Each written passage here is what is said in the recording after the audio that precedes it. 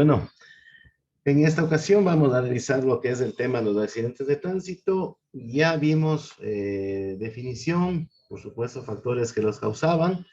Y en esta ocasión, pues, como ustedes tienen conocimiento, actuaban factores materiales, que son los vehículos, y el factor humano. Lamentablemente, teniendo que decir y manifestar que cuando hay intervención del factor humano, justamente tenemos algunas graves consecuencias. En este tipo de accidentes tenemos que decir que precisamente se consideran dos términos que provocan, de hecho, son causantes de accidente de tránsito, que son precisamente los basales y los concurrentes. En base precisamente a los causales es que precisamente se da o se origina el accidente. Y es lamentable, como les manifestaba al inicio de esta intervención, precisamente tener en consideración cuando hay el involucramiento del ser humano bajo su rol de peatón y de pasajero, que precisamente se dan estas emergencias, ¿no? El atropello, atropellamiento, el arrollamiento y por supuesto la caída del pasajero. ¿Qué tenemos que decir respecto del atropello o atropellamiento? Que si bien es cierto, es una acción en el cual un vehículo impacta a una persona o animal inclusive, golpeándola y o también derribándola, precisamente está relacionado con la conducta inadecuada, imprudente, incorrecta, irresponsable del peatón en el tránsito. ¿Por qué razón decimos esto? Porque precisamente son los peatones quienes aparecen al paso de un vehículo en las partes más inesperadas y de manera repentina. Es decir, se aparecen por el lado ciego, por el ángulo muerto de nuestra visibilidad del momento que estamos nosotros en el manejo de un vehículo y por supuesto que lo hacen repentinamente, ¿no? No hay la concienciación aún total, íntegra de los peatones que inclusive tienen que cruzarse entre los vehículos que también están en movimiento, ¿no? Tienden también a haber varios factores que también afectan a esta circunstancia. Por ejemplo, tenemos que hablar de aquellas personas que por su avanzada edad, los ancianitos, lamentablemente ya carecen de una eficacia de sus sentidos, de su capacidad sensorial. Por lo tanto, ellos por su naturaleza tal, precisamente su condición física, se van a mover en primer lugar con lentitud. Muchas veces no van a tener la capacidad auditiva o la capacidad visual, hecho que afecta y empeora este cuadro. Los niños también por su naturaleza inquieta, curiosa, actúan de manera irreflexiva en las calles, ¿no? Y otro problema también que mucho se lo relaciona solamente con los conductores, hay que recordar que también hay personas que se embriagan y circulan por las ciudades, por lo que es peor, por las carreteras inclusive, y lo hacen en ese estado, ¿no? Por lo tanto, precisamente personas embriagadas o un total estado de inconsciencia mediante la droga, por lo tanto, como una pequeña recomendación breve y previa, tenemos que decir que se les recomienda a ustedes cuando estén en la conducción que disminuyan la velocidad en cualquier lugar donde noten su presencia. Anticípese a las circunstancias que están sucediendo a su entorno. ¿Ya?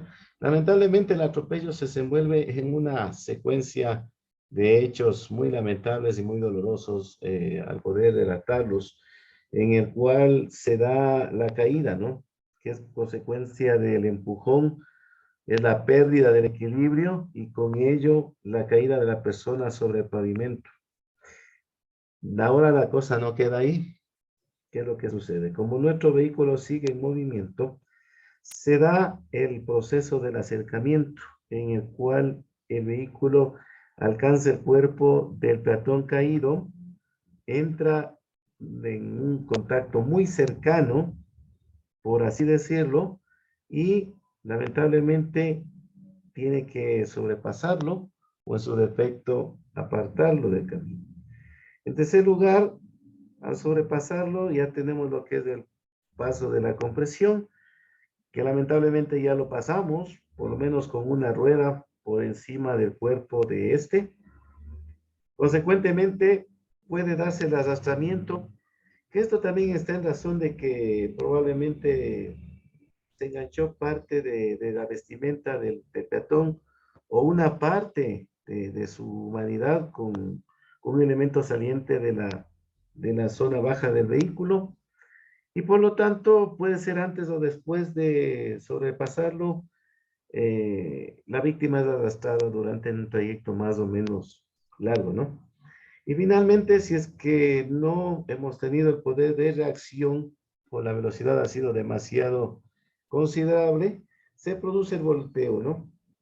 Fruto del encontronazo o empujón drástico, no produce solamente la caída, sino por efecto de la velocidad o por la acción evasiva del peatón o cualquier otra circunstancia, el cuerpo más bien no es arrastrado ni sobrepasado, más bien vuela por los aires, por encima del capó del vehículo, tal vez contra los parabrisas o sobre el techo o a uno de los laterales de la trayectoria que nosotros vamos llevando, ¿no? Es una descripción, créame que cruda, no muy, no muy satisfactoria para mí.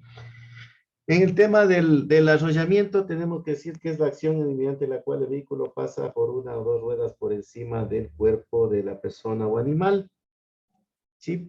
Y tenemos también la caída del pasajero, ¿no? La caída del pasajero puede ser consecuentemente como eh, paso previo a lo que es el arrollamiento, ¿no? En caso de la caída del pasajero, este pierde el equilibrio cuando sube o cuando baja de un vehículo de transporte masivo por lo general y, y el vehículo al cual usted quiso abordar o del cual estuvo transportando puede ser también o convertirse en su arma letal, ¿no?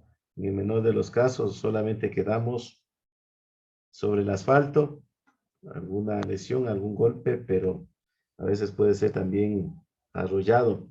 En este sentido, es recomendable precisamente que una persona tenga mucho cuidado cuando se suba o se baje de un vehículo, ¿no? Ya veremos a continuación algunas recomendaciones para evitar esto. Respecto del tema de ya el involucramiento en la tipología de los accidentes cuando tiene que ver un vehículo en el mismo o varios, tenemos precisamente lo que es el rozamiento. El rozamiento se da por causa de la distracción, falta de pericia de uno de los conductores, ¿no? Es cuando hay una fricción o contacto de la parte lateral de su vehículo que está en movimiento con un objeto fijo o puede ser un vehículo estacionado.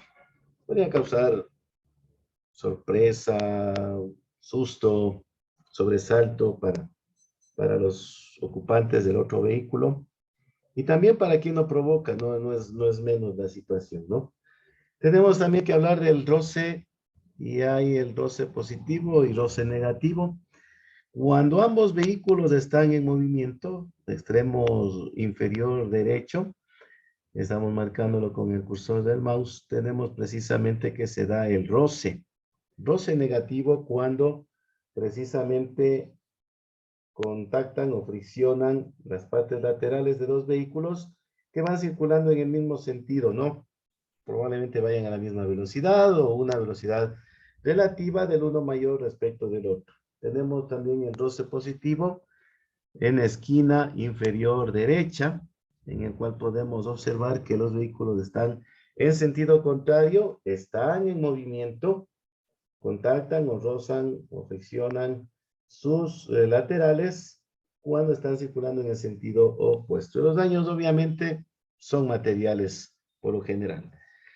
Fruto de ello, consecuencia de ello, sumado también a los previos incidentes o accidentes que son el choque, podría presentarse alguno que involucre a más de dos vehículos en movimiento, es precisamente sinónimo de choque múltiple, ¿no?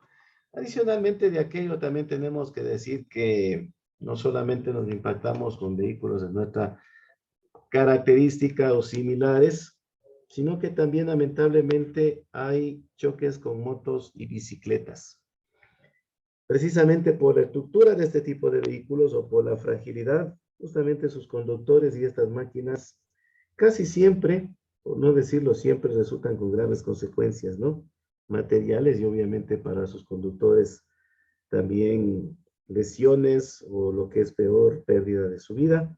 Y uno de los problemas más serios en el tránsito vehicular precisamente lo constituyen aquellos conductores que no observan con cuidado las normas de tránsito y aquellos niños, inclusive adolescentes, que conducen sus bicicletas y desconocen o no respetan las normas de tránsito, ¿no?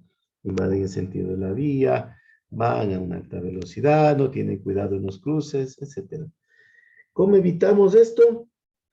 Está en sus manos reducir la velocidad ante la presencia. Obviamente hay zonas donde nosotros ya podemos percibir que podrían aparecer, sobre todo las bicicletas. Parques o zonas pobladas, es evidente que va a aparecer uno de estos usuarios, ¿no? Y hablando de parques, por cierto, también nos habíamos olvidado del tema de los atropellos. También un niño puede cruzarse la calzada. Hay que anticipar de la presencia de estos usuarios. Volviendo al tema de revisión, tenemos que decir que usted tiene que reducir la velocidad ante la presencia de estos usuarios, tiene que percibir, adelantarse a la posible maniobra que estos ejecutarán, conservar un espacio suficiente al adelantarlos, sobre todo a las motocicletas, estar pendiente de la presencia de estos usuarios en las noches, sobre todo si no llevan las prendas recomendadas para identificarlos. Debe estar pendiente de su presencia precisamente en circunstancias donde hay baja cantidad de luminosidad. No permita tampoco que se sujeten a su vehículo. Y cuando usted o uno de los ocupantes que van con usted en su vehículo abran las puertas, tenga mucho cuidado y percátese de su presencia. Muchas ocasiones también se generan consecuencias graves de lamentar por el hecho de que se aparecen, entre comillas, sorprendentemente, sorpresivamente. Pero para aquello nosotros también tenemos la herramienta de la precaución, ¿no? Hay que ser precavidos en este sentido. Otro de los casos en los cuales se da precisamente el impacto de un vehículo contra un obstáculo fijo, a lo cual le llamamos estrellamiento, ahí está ilustrado, precisamente, como les digo, ¿no? Va conduciendo un vehículo, y este se impacta contra un vehículo que está en reposo, estacionado, o contra un objeto fijo, ¿no? Un árbol, un poste de energía eléctrica, mobiliario urbano, etcétera. O perdió el control de su vehículo consecuencia de un choque que se dio previamente. No, esto probablemente puede darse porque el conductor no está en condiciones físicas o mentales, es imprudente, ¿no? Probablemente va en estado de ebriedad, ¿no? No lleva una velocidad adecuada, razonable en el perímetro por el cual va circulando, perdió prácticamente el control, no calculó bien los espacios libres al frente, a los costados, de atrás, incluso por encima del techo. Esto más va relacionado con vehículos de carga pesada. Y bueno, ¿cómo podemos evitar este estrellamiento, no? Evite el consumo del alcohol, conducir en estado etílico, evite conducir cuando no tenga las horas de sueño respectivas, respete las señales y normas de tránsito, revise periódicamente su vehículo, puede haber falla de frenos, reventón de un neumático, etcétera. Ante condiciones adversas, precisamente tome precauciones, su sentido de conciencia, de protección, de conducción a la defensiva lo va a permitir. Anticipe los posibles peligros, esté siempre alerta y por supuesto, respete siempre a los peatones y pasajeros, esté siempre atento tal vez de algún obstáculo visual que se presente en las vías. Tenemos también lo que son los volcamientos, ¿no? Volcamientos lamentablemente tienen como consecuencia las fatales, pueden perder aquí incluso la vida, pueden incluso salir despedidos por los laterales o por el parabrisas de su vehículo. Estas serán laterales, ustedes pueden ver acá, 90, 180, 270, 360 grados, una vuelta de campana. Y acá tenemos también frontales 90, 180, 270 grados. Precisamente el vehículo no va a terminar en las condiciones iniciales, ¿no? ¿Qué decir de los ocupantes? Podríamos estar hablando también de lesiones, discapacidades o inclusive rangos de porcentajes de pérdidas de la vida de los ocupantes. ¿Y por qué se dan los volcamientos, no? Es consecuencia del vehículo precisamente porque va a exceso de velocidad, ¿no? ¿Por qué se produce también el extremo? Una frenada brusca, probablemente por evitar un obstáculo, eh, circular muy cerca de la berma o de la cuneta, se salió de la carretera. ¿Por qué se salió de la carretera? Porque iba distraído, ¿no? Un exceso de velocidad en curvas, tiene que controlar las curvas, la velocidad, perdón, en las curvas antes de ingresar a estas. Un mal diseño de la vía, por eso hay que tener muchísimo cuidado por una norma circular. Un choque lateral, el volcamiento se da consecuencia de un choque lateral que ya lo vamos a ver. El volcamiento también se da por maniobras bruscas en la conducción, porque patina el vehículo en condiciones adversas, presencia de lluvia, vía resbaladiza, por el sistema de amortiguación en mal estado, por exceso de peso o mala distribución de carga. Recordemos de paso que nuestros vehículos tampoco son unidades de carga, y lo que es más, usted no puede sobrecargarlo. Si su vehículo dice que soporta 0,75 toneladas, pues entre los ocupantes y la carga que lleva consigo, tiene que cubrir menos de este peso, ¿no? O lo que es recomendable, si usted necesita hacer carga, llevar carga, pues utilice los servicios que están disponibles. No utilice su vehículo como vehículo de carga. Estamos hablando precisamente de los vehículos livianos, ¿no? Que son los de mayor uso. Y de hecho los que estamos nosotros capacitándonos para conducir en esta ocasión, ¿no? Y por supuesto también se dan por fallas mecánicas. ¿Cómo evitamos nosotros los volcamientos? ¿No? Primera regla, y que se repite en todos los casos, disminuir la velocidad, sobre todo en curvas. Mantener su derecha. En todo momento una velocidad prudente. Revisar periódicamente el sistema de amortiguación. No sobrecargar un vehículo. Aplicar las normas de conducción segura preventivas. Anticipación a lo que otros conductores van a realizar. Estar atento a las maniobras de otros conductores, no circular con su vehículo en malas condiciones. Eso afecta y de hecho aumenta las posibilidades de la ocurrencia de un siniestro. De acuerdo a la tipología de los accidentes de tránsito, que son las formas de impacto, fases, secuencias, que se producen en los vehículos precisamente posterior al accidente de tránsito, existen diferentes tipologías que ya hemos nombrado algunas, ¿no? Ahora vamos a referirnos, por ejemplo, al choque con el vehículo de adelante, un choque por alcance, que lo tenemos aquí, ¿no? Ahí está marcado. Y este se da precisamente, o se trata de un impacto que se produce cuando el vehículo justamente impacta la parte frontal a la parte posterior del otro vehículo, siempre y cuando los dos estén en movimiento. ¿Por qué se produce? Por una detención repentina del vehículo de adelante, cuando el conductor de adelante no realiza señales de gira repentinamente, cuando el vehículo de adelante retrocede repentinamente luego de estar detenido, ¿no? Sobre todo en una intersección, en una esquina con un semáforo, y se trata de una pendiente positiva. ¿Cómo evitamos? Conservar una distancia segura, dicho anteriormente también. Mantener una velocidad razonable y prudente de acuerdo al perímetro. Estar atento siempre a las reacciones del conductor del vehículo que va adelante. Mantener la distancia segura de seguimiento en todo momento. Hay otro choque por alcance que se da con el vehículo de atrás. ¿Cuándo se produce este? Cuando el conductor que nos sigue no conserva la distancia segura, cuando nos vemos obligados a detenernos repentinamente, cuando no realizamos señales de forma oportuna y correcta para realizar una maniobra. ¿Y cómo evitamos esto? Disminuir la velocidad a fin de estimular a quien nos sigue, se nos adelante en la primera oportunidad, tomamos nuestra derecha, señalizamos que estamos estacionados y que el otro vehículo siga su marcha.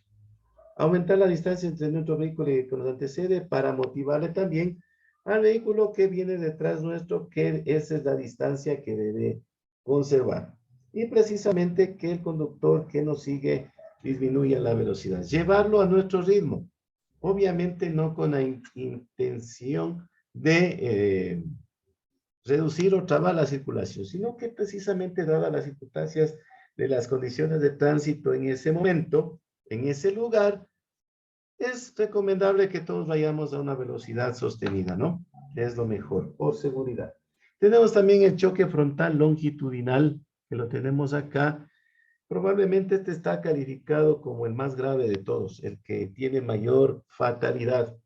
Este es precisamente el impacto de frente entre dos vehículos cuyos ejes longitudinales están opuestos y relativamente coincidentes, formando una línea recta. ¿Dónde se dan estos accidentes? En vías, caminos, carreteras que precisamente circulamos a altas velocidades, ¿no? Y de hecho no hay un parter que separe los sentidos de circulación, ¿no? Ahí, por ejemplo, se da precisamente porque hay una invasión del otro carril, sobre todo en curvas, intersecciones, rectas o al girar un vehículo, por un mal rebasamiento, por un ciclista o peatón imprudente, por un ingreso intempestivo a la carretera, por objetos extraños que obstaculizan el tránsito, por un vehículo que circula lento por el carril que no le corresponde, por una mala maniobra, por la influencia de una fuerza centrífuga en curvas. Les invito, les motivo a que ustedes con la práctica de conducción se dirijan al sector de San Andrés, donde existe lo que conocemos técnicamente como la curva de retorno. Ahí ustedes van a probar y experimentar lo que les acabo de manifestar. Por un conductor que está adormitado, enfermo, bebido o drogado, o por reventón de un neumático. ¿Cómo evitamos nosotros el choque frontal? El más fatal de todos. Evitar precisamente ir a una velocidad no prudente, ¿no? Estar siempre atento y observar con anticipación el tráfico que está de frente suyo, conservar siempre su derecha, anticiparse a los posibles peligros, observar lo que sucede delante suyo, y si usted nota que otro vehículo invade su carril, tóquele la bocina, hágale juego de luces, e inmediatamente salga de la calzada sobre una zona segura, pues de la berma. Sin embargo, de aquello no, ojalá no se vuelque, procure no volcarse, ¿no? Y consecuencias serán menos graves que chocar de frente, ¿no? ¿Qué más tenemos que decir? Que reduzca la velocidad al ingresar en curvas cuando la calzada está totalmente resbaladiza o tiene condiciones adversas. Tenemos también el choque frontal excéntrico, que probablemente se dio porque no alcanzamos a evitar el vehículo que venía de frente en sentido contrario, ¿no? No tiene una línea recta, ¿no? No coinciden los ejes de los vehículos y por supuesto las consecuencias son muy similares, ¿no? Tenemos el choque lateral perpendicular, que este se da en las intersecciones, lo tenemos aquí. Este puede ocurrirse precisamente por el tema de la descortesía, por dispositivos averiados, puede darse también por el tema de las condiciones adversas, por un estado físico inadecuado. Tenemos también que puede darse precisamente por otros aspectos. Por ejemplo, tenemos que relacionar precisamente a las condiciones mal estado físico-mental del conductor, por no reducir la velocidad, por no respetar las señales de tránsito y por estar distraído. ¿Cómo evitamos esas circunstancias? Precisamente disminuyendo la velocidad al llegar a las intersecciones. Hay que detener el vehículo, hay que respetar las señales reguladoras, hay que observar las condiciones de tránsito de los peatones, hay que mirar a los costados, hay que avanzar con precaución y una vez que está seguro que no haya problemas, hacerlo, ¿no? Asegurarse el funcionamiento del semáforo y recordar que en las intersecciones, por el contrario, que muchos conductores lo hacen, no acelerar. Tiene que desacelerar, frenar para precisamente estar en estas. Tenemos como consecuencia de esta, como digo, probablemente no tuvimos la oportunidad de detenernos y tenemos la incidencia, la ocurrencia del choque lateral angular, ¿no? Justamente la parte frontal de un vehículo con la parte lateral, en una prolongación imaginaria de los ejes longitudinales, forma un ángulo inferior a los 90 grados. Y las razones pueden ser las mismas, ¿no? Yo sé que tenemos el derecho de uso de la vía, ¿sí? Probablemente el otro vehículo respetó, perdón, la normativa de detenerse cuando está el semáforo en rojo.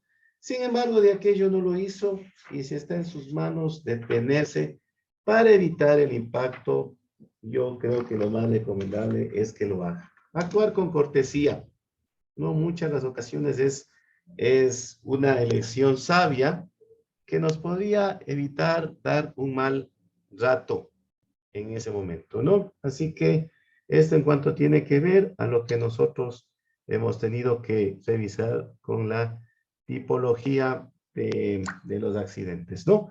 Ahora bien, como acostumbramos siempre, nosotros nos permitimos también mostrar algunas recomendaciones, hacer énfasis en algunos pequeños detalles. Para el conductor, no distraerse conversando en el vehículo, no fumar, ¿no? También nos distrae la acción de fumar. No estar hipnotizado con la música. Usted puede ir escuchando la música de su gusto, de su agrado, pero precisamente tenemos que manifestar que hacerlo a un volumen adecuado podría salvarnos, ¿no? Podría ayudar a que no haya una merma en las capacidades sensoriales. Evitar pensar en asuntos ajenos a la conducción, es decir, concentrarnos efectivamente y totalmente a lo que es la acción de la conducción. Otra de las razones o recomendaciones que nos permitimos dar es respecto del peatón. Cuando cruce la calle, observe a sus costados, no pare delante del vehículo que se acaba de bajar. Puede ser el vehículo que a la larga produzca otro accidente. Y por supuesto no camine por la calzada, ¿no? Muchos peatones eh, circulan por la calzada cuando la zona de seguridad es precisamente la acera o la vereda. Para los pasajeros, como se dijo anteriormente, es mejor abstenerse de bajar o subir cuando un vehículo está en marcha. Anticipe oportunamente la parada para que esto le permita, le dé tiempo al conductor de detenerse como es debido, ¿no? Para nuestros amigos agentes de tránsito, considerando y preveyendo la buena fe que todos tenemos en el tránsito, este debe precisamente sancionar a los usuarios de acuerdo a lo que establece la ley y el reglamento y no otros causales. Pero por sobre todas las cosas también es un ente que tiene que encargarse y preocuparse de educar a los usuarios de las vías. No solamente tiene que ser represivo, sino también como precaución, ¿no? Tener orientado, informado al ciudadano respecto de lo que puede hacer y de lo que le está prohibido para que se aleccione, ¿no? Y finalmente ya cuando no hemos entendido, proceder precisamente a las respectivas sanciones, ¿no? ¿Qué más tenemos que decir? Es muy cuidadoso este tema respecto de la conducción y precisamente no se debe combinar con en primer lugar, el uso de la tecnología multimedia o telefonía móvil, elementos fundamentales que justamente distraen al conductor. No es recomendable tampoco el sistema manos libres, porque si bien es cierto, sus manos están sobre el volante para hacer los cambios de marcha, pero usted pierde la capacidad de la audición, no puede eh, justamente darse cuenta de lo que se le aproxima por sus costados o luego por atrás, ¿no? Son efectos negativos, por supuesto, interfieren en el manejo del vehículo, nos hacen perder la noción de la situación de nuestro vehículo, espacialmente hablando, nos desvían de la trayectoria del vehículo, porque estamos ocupados de atender a todas las acciones que tenemos. Nosotros, por el hecho de atender a muchos estímulos, precisamente, vamos a una velocidad reducida, ¿sí? Se aumenta, por ende, el tiempo de reacción, ¿no? Y al aumentar el tiempo de reacción, vamos circulando mayor distancia, mayor peligro para los demás usuarios en las vías y para nosotros mismos. Y por supuesto, usted que tenía o llevaba la conciencia de mantener la distancia de seguimiento, pues, dato menos pesado, se da cuenta que prácticamente ha sobrellevado, ha montado al vehículo de adelante, ¿no? Está sobre el otro vehículo y esto consecuentemente ya causaría el accidente. ¿Qué también debemos evitar cuando nosotros estamos conduciendo? La ingesta del alcohol. ¿Por qué razón? Porque aumenta el porcentaje de cometimiento de errores. No es tan cierto que bebidos conducimos mejor. Eso es falso, totalmente falso. Provoca agresividad, nos desinhibe, ¿no? Hay acciones que las hacemos y que cuando estamos sobrios jamás nos atrevemos a hacerlas, ¿no? Por supuesto, afecta a la salud, pues, tiene un efecto tóxico a corto o largo plazo. Y por supuesto, adormece al conductor. Aparecen los microsueños. ¿Cómo mejoramos nosotros el nivel de educación vial en el conductor? Pues mejorando la calidad de la enseñanza, haciendo concienciación desde los más bajos niveles de educación, ¿no? Y para los conductores nobles también llegar con un mensaje de información respecto de las consecuencias del consumo del alcohol y de las drogas. Como alternativa de solución, pues bien, hay que establecer que el mismo conductor es el mejor consejero, ¿no? ¿En qué sentido? Porque va a establecer un balance subjetivo. Internamente va a reflexionar cuáles son los beneficios o los riesgos al conducir en tal o cual circunstancia. Es decir, usted por lo generalmente va sobrio, en esta ocasión hubo una reunión social, bebió unas copitas de más y ahí tiene que analizar. ¿Corro riesgo? ¿Corre riesgo otras personas cuando yo me lance a la conducción, tome el volante en mis manos? No me conviene, ¿verdad? Entonces, lo mejor es no conducir. Me recomendaron que si bebo, no conduzco. Pues ahí queda, llamo a un amigo, un familiar, que me lleve a la casa o encargo mi vehículo, pero no me pongo en riesgo. ¿Sí? Esas cosas, por ejemplo. O está dañado su vehículo, está en condiciones inadecuadas de manejo, no se arriesgue tampoco. ¿Sí? Eso como soluciones breves que podríamos dar. Y por supuesto, claro está, ¿no? Ustedes obviamente antes de obtener su licencia que os acredite como conductores profesionales, precisamente van a tener que rendir un examen de experticia y de conocimiento previo a graduarse, ¿no? Eso es el aval que garantiza y da fe certera de que han concluido con la capacitación y se acercarán a la Agencia Nacional de Tránsito a rendir el examen teórico. Lo que yo me refiero es para posteriores casos, ¿no? Cuando nosotros renovamos la licencia, precisamente, bueno, ahora es otra modalidad, para quienes estamos bajo régimen anterior, rendimos prácticamente una prueba de 20 preguntas, 20 minutos, es una memorización en muchos de los casos, pero nadie nos ha hecho un diagnóstico respecto de nuestro sistema sensorial, psíquico, físico, mental, lo que pueda llamarse. Simplemente tenemos que presentar un examen psicosensométrico, que bueno, dicho sea de paso, no es mucho lo que me presenté a este examen y pasamos satisfactoriamente. Pero ustedes saben que en otras instituciones, tal vez con el afán de tener más dinero, más recursos, probablemente no actúan de una manera correcta, no transparente y probablemente puede darse otro tipo de prácticas, ¿no? De esa manera nosotros estamos dando finalización a la exposición de esta jornada. Por lo tanto, les invito gentilmente a mirar el video que tenemos previsto proyectarlo a continuación. Ah, y la terminación de las actividades que en algunos casos